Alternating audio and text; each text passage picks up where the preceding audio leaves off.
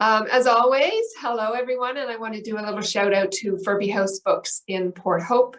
The Cobourg Public Library has a partnership with Furby House, and that's what enables us to bring these authors to the screen. So we're very grateful for their participation in this.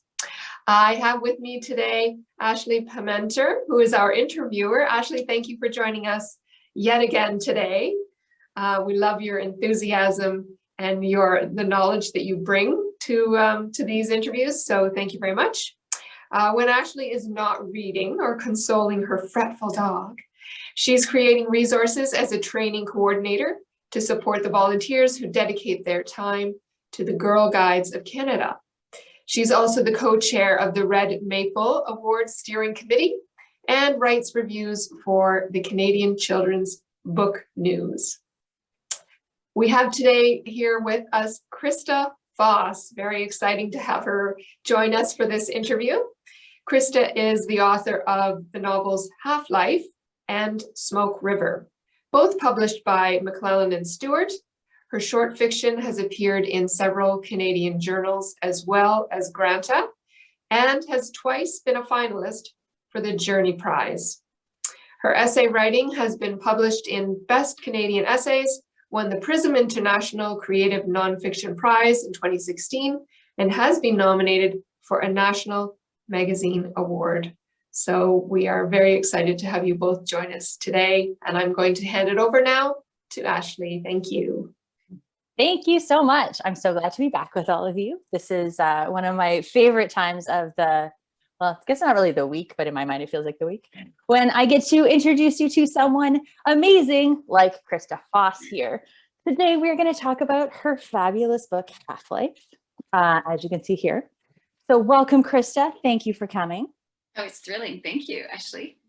You know what? We're actually going to start on the front cover of your book because there is this fabulous quote on it, which is, "Every sentence is alive in this miraculous novel," which is from the author of Do Not Say We Have Nothing. I'm not going to attempt to pronounce her last name because I'm terrible at names and I don't want to butcher it. But I love this quote. It is so catching as a reader to see something like that when it starts. And I agree. I think it's incredibly accurate description of your book. We're just going to gush for a moment here. And one of the things I really... Madeline Tien, just so you know, it's Madeline Tien. Thank you. Thank you. I'm so glad I did not try to just pronounce that out of the blue. You have this incredibly rich way of writing. And one of the things is that you managed to do with your words is really paint descriptions of what's happening. I felt like I was there in every moment. And I'm wondering, during the process of your writing, how does a novel like this come alive to you? And especially in this novel, which is so much about loss and mourning, you still manage to bring so much life to everything. And I'm curious, how do you do that as a writer? Wow. That's a huge... We're not going to start easy, though, just so you know. Revise. There's a lot of revision involved, but if you're asking about, are you asking sort of about the genesis of the story or more the process, more technique or process? So I can drill down to what you're asking. Excellent. I'd actually love to know this one actually specifically about your technique. I'm gonna come back to your process because you talked about it in your afterwards and it was just fascinating. But I'm curious though, as a writer, how do you manage to paint like you paint with words in this? And I'm curious, how does that actually work as a writer? How do you sit with a description? How do you get those words out of your mind? This is, as you can tell, I am not an author. It's wonderful. That's actually a really wonderful question. I've actually never had it before, and I love it. And yeah, so I think for me, I'm more of a lush writer. I'm imagistic, right? So that's kind of that.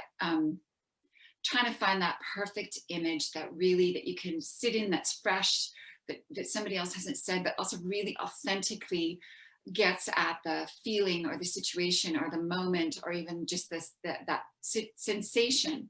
So I really think about it and I work on it. But I think in terms of the progression of my style, it was way more lush at the beginning, and I've had to kind of really work on it and in terms of just not having to worry over much about being too florid and bringing it back to a structure of sentences, syntactical variety as opposed to imagistic variety. And then when I have the image, then when there's space for it, giving images breathing room so they have impact and they actually fit the moment. So there's like, I think about it a lot. And I think in terms of this particular novel, because it was written with a bit of urgency, then that helped me keep the sentences spare, but then go back in and find those moments where I could let an image breathe and do its work, both emotionally and for the drama, and have impact in terms of setting atmosphere, etc. So yeah, it was really painterly. It was almost like putting down the gesso and then putting down other, actually not a real painter, so I think I've got that wrong, but, and then putting, down the more gestural, broader strokes, and then going in detail, and making sure that the detail is the right detail and the right amount. So, and I'm not saying that I got it perfectly, but that was the process for sure. Oh, that's fantastic. I love, one of the things I feel like you have to almost talk about this book as if it is a piece of art, because art plays such a key role in everything you're talking about as you go through, from music to the father's role itself and the role of furniture as art. And I'm curious, I'm going to veer from like where I thought I was going to go with this and ask you a little bit more about some of the inspiration for this theme of art and letting things breathe in your novel. And how did you, like, what type of process goes into this? Do you, like, I'm assuming as a writer, you don't have a furniture design background, but I may be wrong about this. So I'm curious, how did you, like, what drew you to those artistic elements as well, both in terms of this being an art form and the art forms you were exploring? I think it was to have both the art and the science in it, because the other side of that obviously is that the main character, Alan, has a background as a physics teacher, but comes from a very artistically talented family. So she's a bit of the odd duck in that way, though the physics has this connection to their putative family history. So, but the other part of it is that I just feel in general that objects within families tell incredible stories.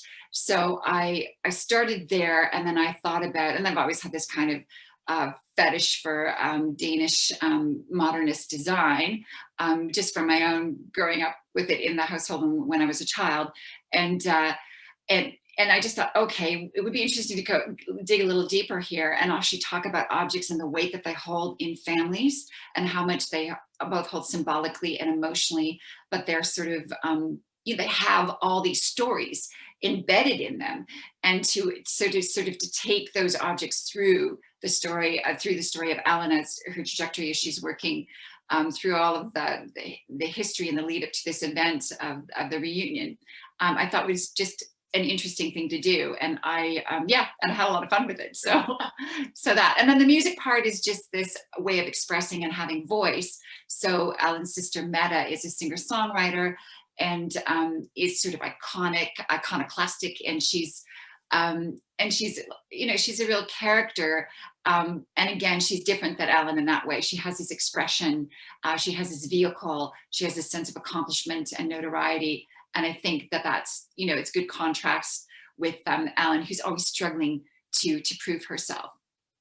Yeah, I love the dynamic between the siblings and the mother and their grief, and just how you unwove all of these dynamics was just so wonderful. And they all felt so wonderfully human and authentic. And as a reader, I had to put it down a few times because I was like, wait, these are not real people. I am not really feeling their grief. But you managed to weave this heaviness through the text as well. That also has space to breathe. And I'm curious how you managed to bring in this weight, and what process you were working through as you dealt with the mourning of a fictional character and made it feel so real and human, and what inspirations drew you there. Well, I think it's just families, right? I mean, we're all in families, and families have stories, and they have sadness and heaviness that they do have to deal with. And it's fascinating how families do that and don't do that, right? And the doing it and the don't doing it is the making or the breaking of them.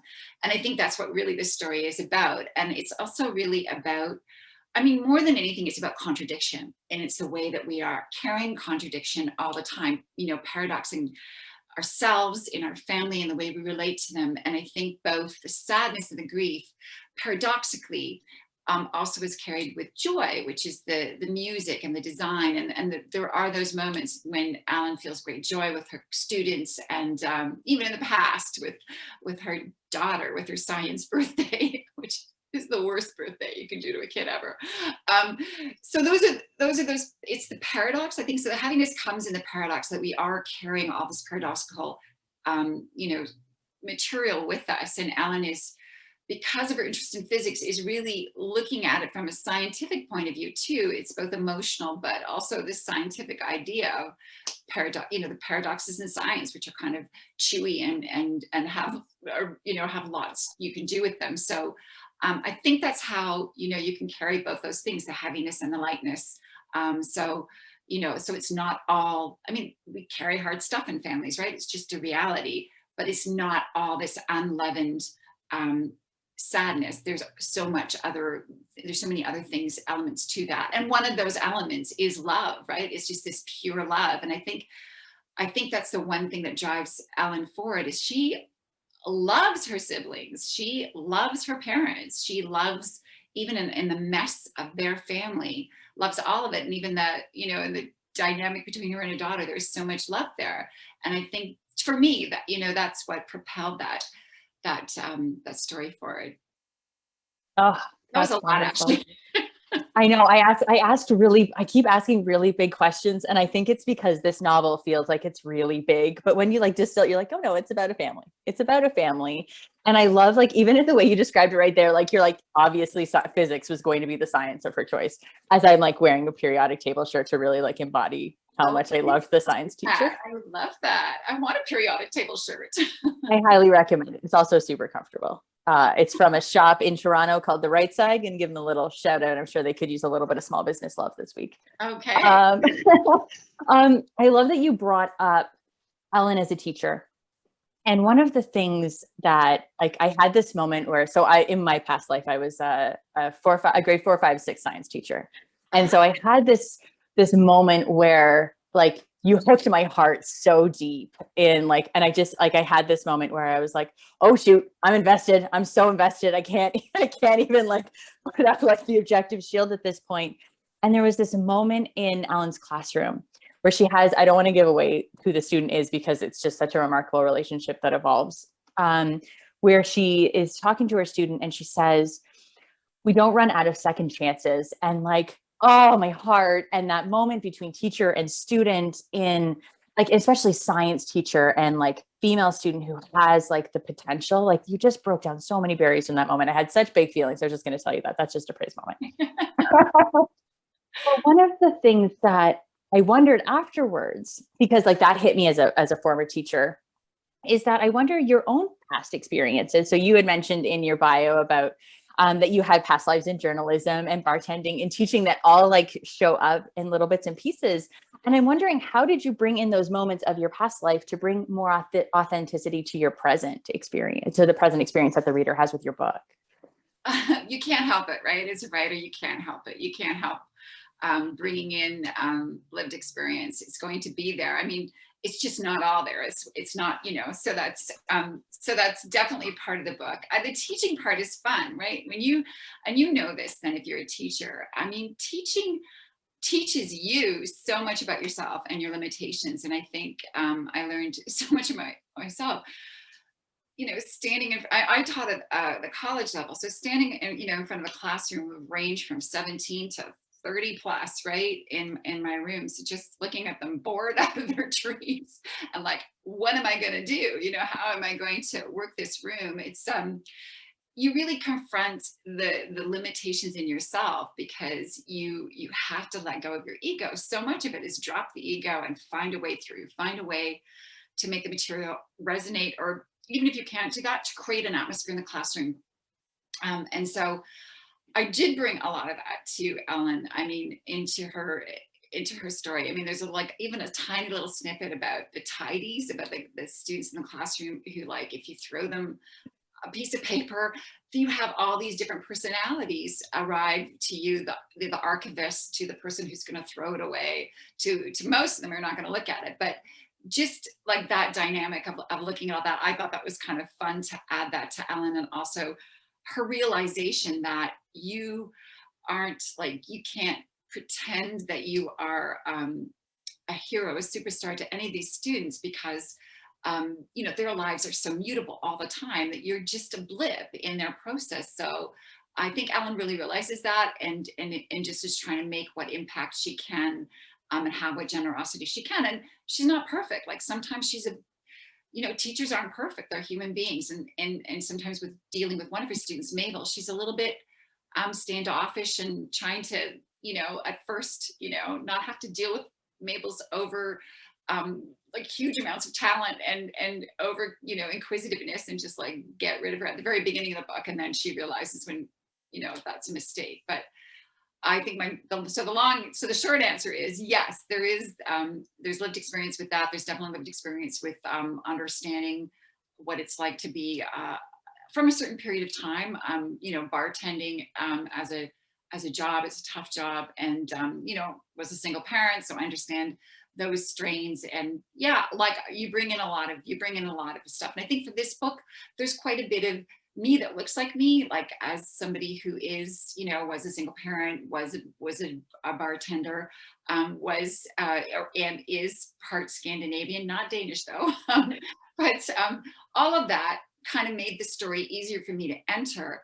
But then for me as the writer, it's interesting, then the separation immediately happens, where that's, Ellen's fictional to me, even though I think superficially appears to have a lot in common with me. And my intent was always to change that, was just to get into the story, start writing it, and then change it. And of course, I couldn't change any of that stuff by the time I'd written it, because it was inextricable with so much of the plot. So it was a bit of a fooling myself at that moment. So very long answer to that question. It was a very long question. It's all good. It's always lovely when we have conversations like this, when you can hear, like, so I'm a very avid reader. I love it. This has been like my escape since the childhood. It's like, I'm going to a book. This is how we get through everything.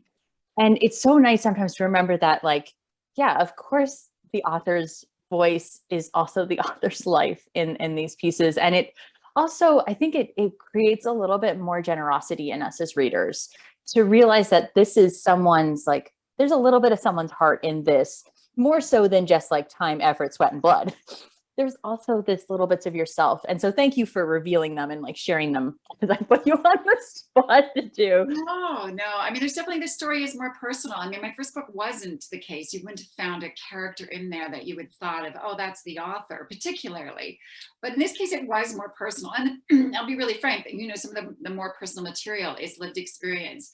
And I think the difficulty, though, and I mean, maybe it's disingenuous, is that for me as a writer, it's still a piece of fiction. It's still like, you know, it diverges so much from my lived experience at certain points that it is hard to explain to people that, no, this isn't entirely my story. Though you may look at me, and this is especially true of people in my community, yeah, you may look at me and you may start trying to connect the dots. And I understand that absolutely, it's human. And it's not like I haven't done it with books, but it is a piece, it is meant to take experience and transmute it. It's experience that's painful and difficult, and transmute it into something.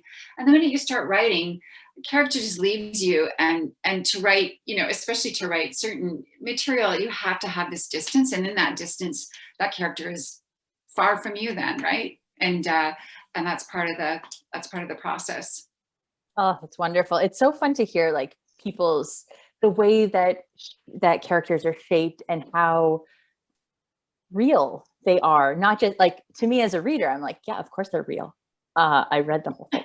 Yeah. But to also hear about the writing experience of, like, how they took shape, and like hearing like Ellen run off with the story just pleases me so much, because I was like, you run with the story.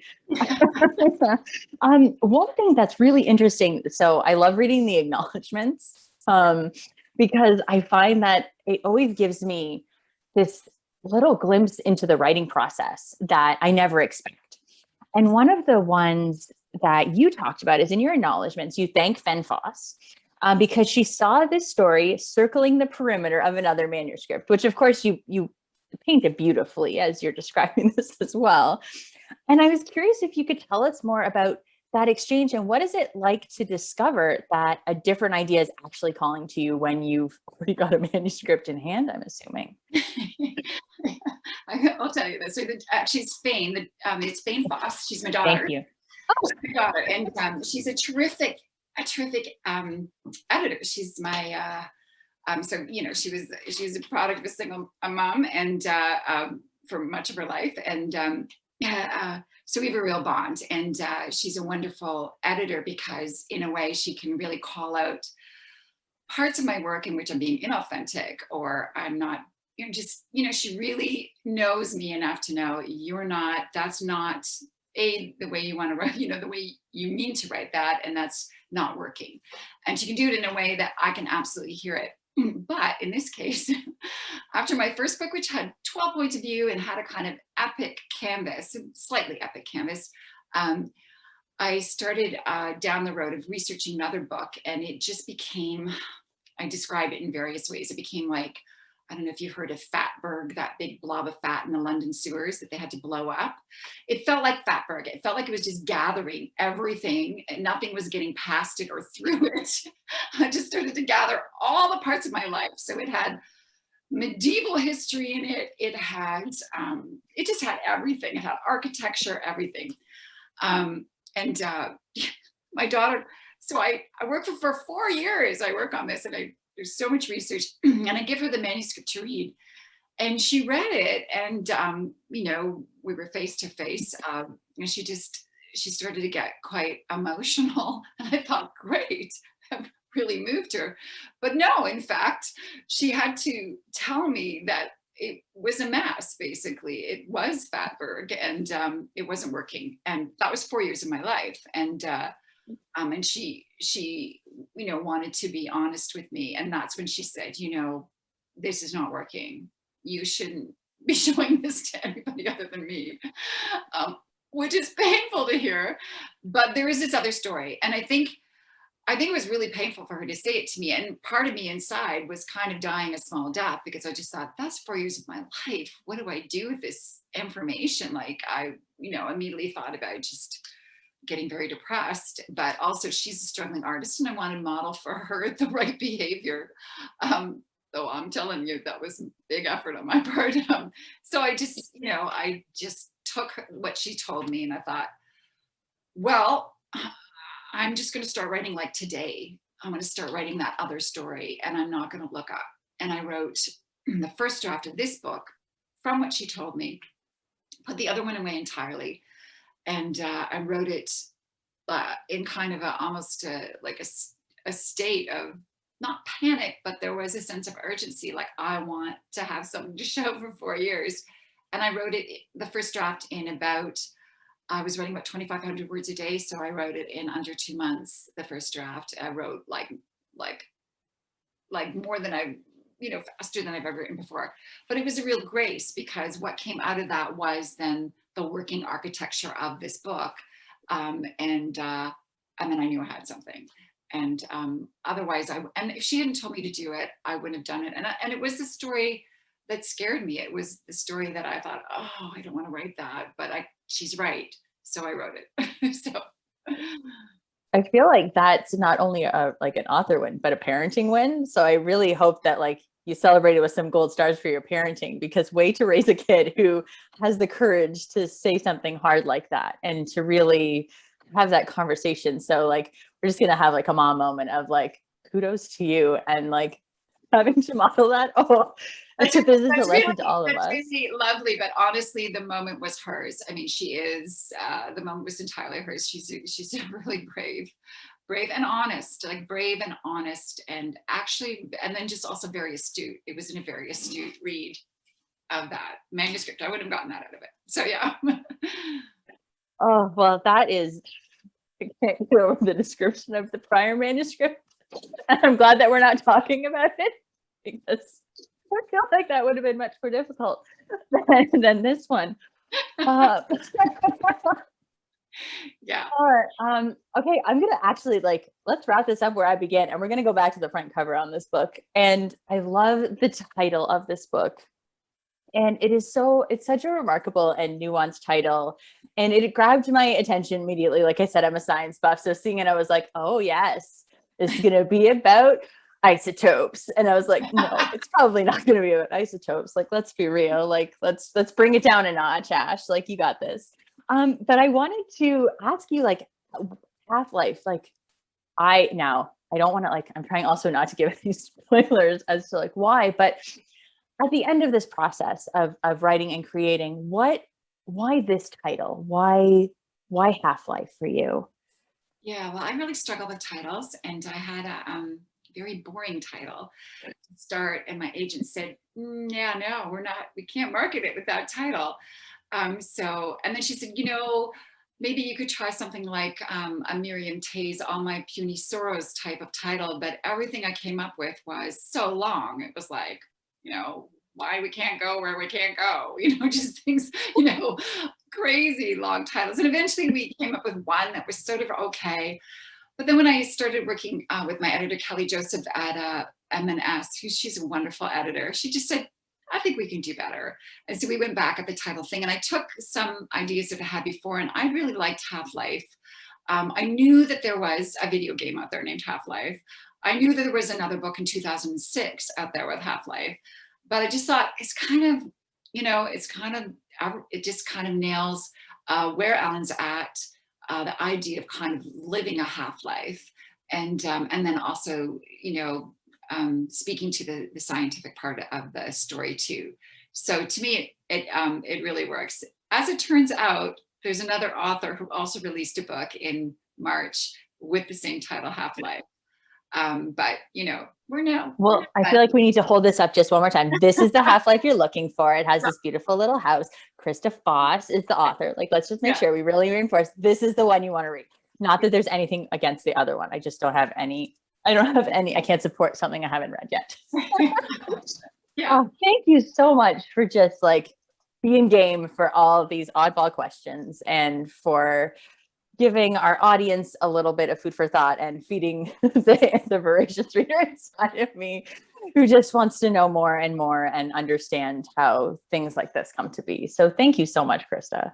Oh, thank you, Ashley. You're a wonderful interviewer. You just, I loved your questions, and I loved just your generous spirit with my very long answers. Well, thank you both for joining us today. Very interesting and entertaining interview, and I'm sure our audience will love it. So thank you very much. And I just want to remind our patrons that if they would like to borrow Half-Life, we have it here at the Cobourg Public Library. And also it can be purchased through Furby House Books in Port Hope, and I believe they have signed copies there. So that's an added bonus if they're interested in picking up a copy. And thank you to our audience for watching today, and we hope to see you next time.